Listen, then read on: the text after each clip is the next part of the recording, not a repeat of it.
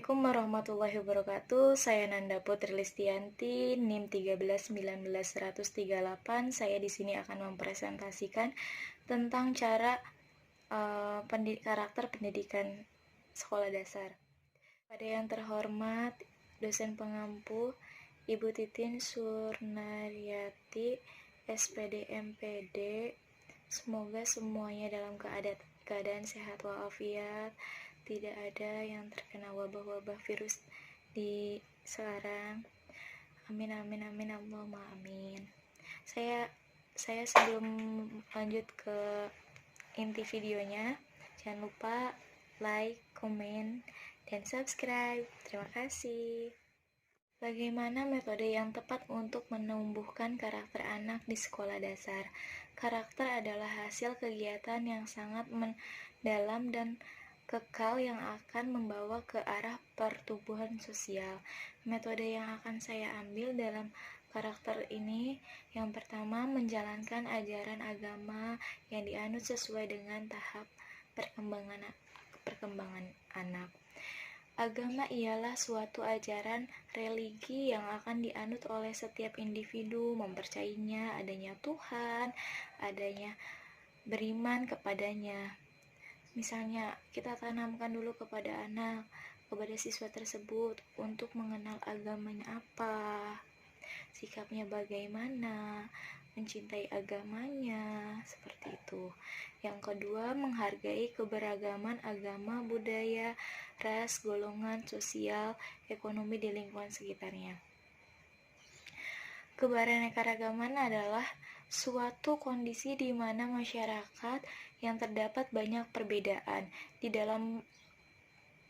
dalamnya itu berbagai-bagai aspek di Indonesia, seperti kita menanamkan untuk bersikap toleransi terhadap satu sama lain, untuk mengenal satu sama lain juga dalam berbentuk suku-suku budaya masing-masing. Ada Pulau Jawa, ada Pulau Sunda, banyak lagi yang lainnya. Yang ketiga itu menunjukkan rasa keingintahuan yang tinggi dan menyadari potensinya.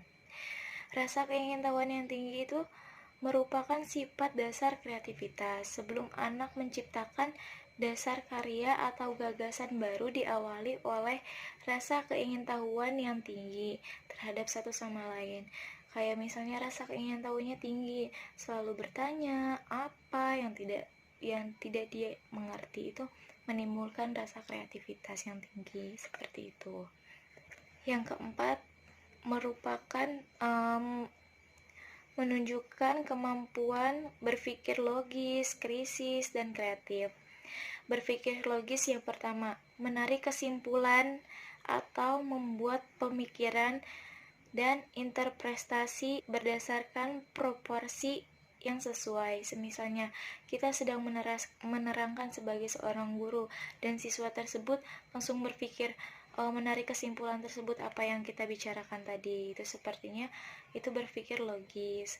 Yang kedua, berpikir kritis. Kemampuan yang digunakan untuk memahami konsep, menerapkan, mengevaluasi informasi dari informasi yang diperoleh. Misalnya dia memperoleh informasi dari sini, terus diperoleh lagi, diracik lagi, seperti itu.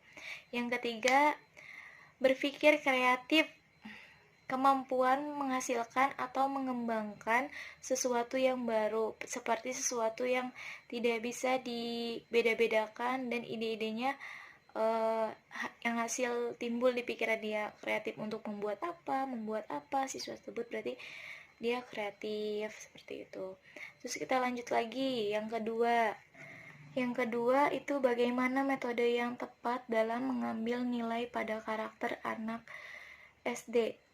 Yang pertama, untuk mengambil nilai adalah mengukur kemampuan atau kompetensi siswa setelah diadakannya pelaksanaan proses mengajar.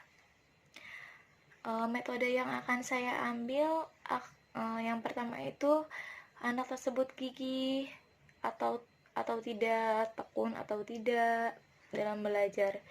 Kalau sikap gigih itu mempunyai semangat dan berusaha untuk ke atas menggapai sesuatu hal yang diinginkannya.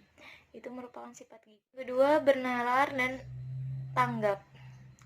Bernalar dan tanggap yaitu suatu proses berpikirnya dalam menarik suatu kesimpulan pengetahuan. Kalau tanggap itu yaitu mengetahui keadaan dan memperhatikan sungguh-sungguh. Dan yang ketiga, jujur, mawas diri, dan disiplin. Jujur ialah mengucapkan kata-kata yang diberikan informasi dari sesuatu keadaan dengan sungguh-sungguh, tidak melebih-lebihkan, tidak disedikit-sedikitkan, seperti itu kalau sikap jujur itu. Yang kedua, mawas diri, sikap lebih hati-hati, sikap mengevaluasi diri kita sendiri, segala kebaikan dan keburukan untuk membuat diri kita lebih baik lagi. Yang ketiga, disiplin. Disiplin ialah perasaan taat dan bersih terhadap nilai-nilai yang dipercaya merupakan tanggung jawab dia. Disiplin dalam waktu, disiplin dalam segala hal. Untuk disiplin itu kita harus memasukkan ke dalam nilai-nilainya. Dan yang terakhir, peduli, santun, dan bertanggung jawab. Peduli ialah sikap memperhatikan kondisi keadaan sekitar kita. Contohnya tolong menolong, berbagi dengan orang lain, ada orang lain kesusahan kita bantu, itu termasuk dalam peduli.